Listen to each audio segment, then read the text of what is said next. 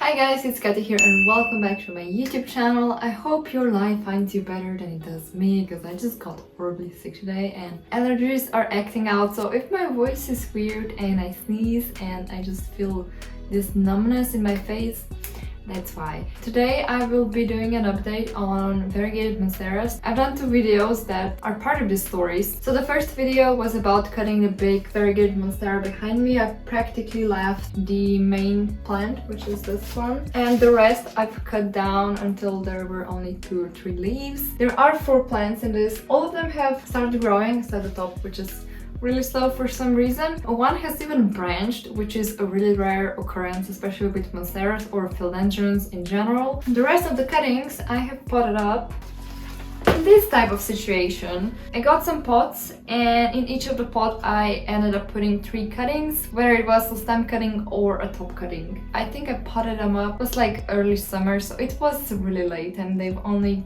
kind of just now started properly growing. So I'm gonna show you how they look now, because they are getting quite bushy and nice. We did have some incident where stuff fell on them, so you can probably see there are some bruises on white parts.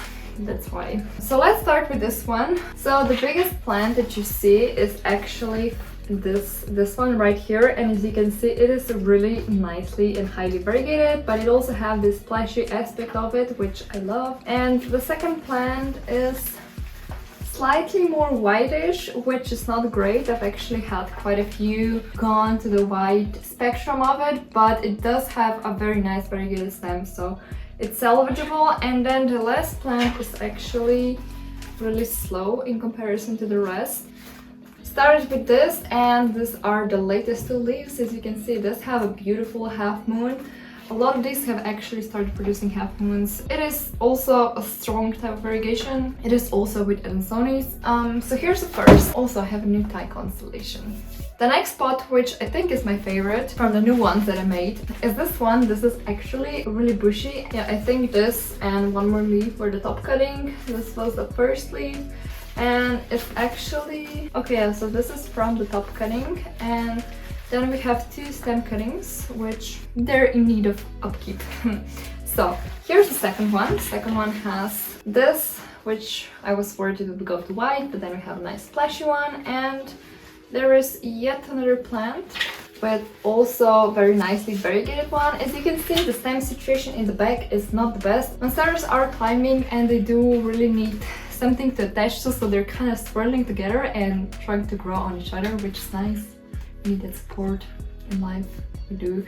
But I have a plan for these, so I was thinking of testing, or well, growing one of the spots in my grow tent. I'm thinking of putting it in a corner, and then I also have this type of support, and I would put 2 in this pot and just have them growing in there. So I've never really grown monsteras in grow tent environment. I've always just had them in my room because they grow just fine. So I'm kind of tempted to test that, so I think this will be my test subject. The rest I will probably prop and sell some cuttings, because I did make these so I could get some profit of them, and I will also probably just keep some of them. So the bases are absolutely staying with me since they are already well rooted, so they should restart. I do expect active growth in terms of new leaves and that back in spring, because my room does get quite cold during winter, so that's not best. The next spot is actually slightly more greenish compared to the rest, which I don't mind. I do find it refreshing.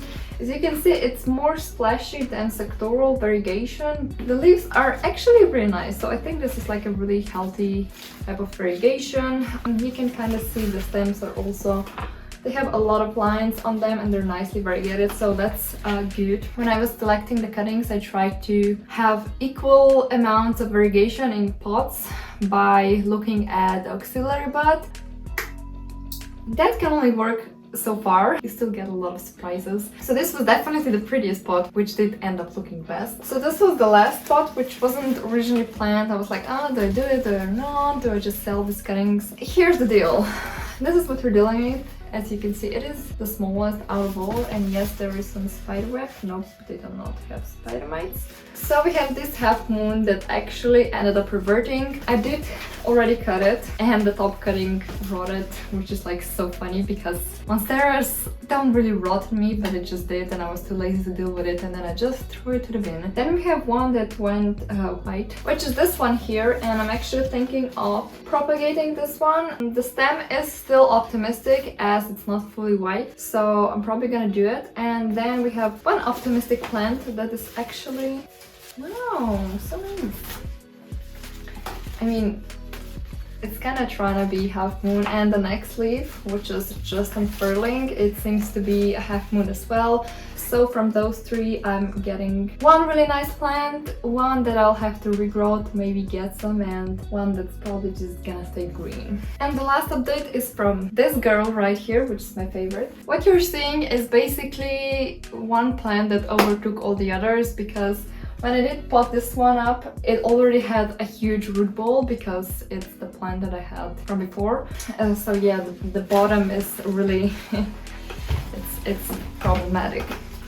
Now, can we appreciate the variegation on this? Because I think it's amazing, it's stunning. Like this type of variegation, this leaf in particular, like yes, I want this. Like this is my preferred type of variegation.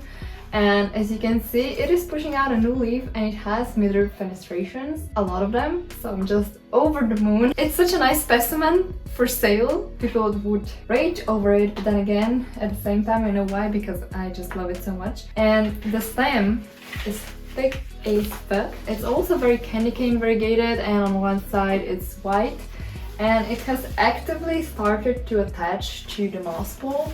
These moss pools are the best for growing monsteras, if you're curious. You can kind of stash them up, and they're just great. Now, there are actually two more plants in this, which are kind of struggling at the bottom, since they do not get a lot of light, because this monster is blocking it all. I was thinking of separating it and just trying to grow this one and plop another small plant in here, because it's obviously overtaking them by far. But I'm kind of worried about root situations, so still debating on that. Now let's check the bottom, if I can show you. Here is one plant, which was really slow, but it has really nice leaves. Half moon also, and it's kind of starting to climb. And then, oh yeah, this is the smallest plant.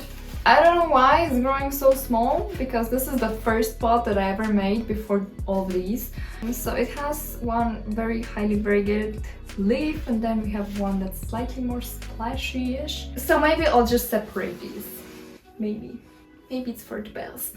I will be cutting this one. I'm still giving it a few leaves just because it has started getting so nice. I have already started supplementing the grow lights just because today the sun came out at 1 o'clock because there was fog. Freaking hate this fog. Ugh. So I'm supplementing them with grow lights in the evening mostly. I'll probably have to do it more. I'm really thinking of keeping the top cutting just because of how stable and nice variegation does this plant have, so I kind of want to continue with that. Hopefully you've enjoyed this video, and I don't know, looking at variegated monsteras, I still love them after I don't know how long I've been in this plant community, 3-4 years. I still love them. Like, I understand why everybody loves them. They're nice, super easy to grow, they propagate very fast, and they're just statement pieces by themselves, so I'm having a hoard. So yeah, if you enjoyed this video, please give it a like and hit the notification button, and I'll see you next time. Bye!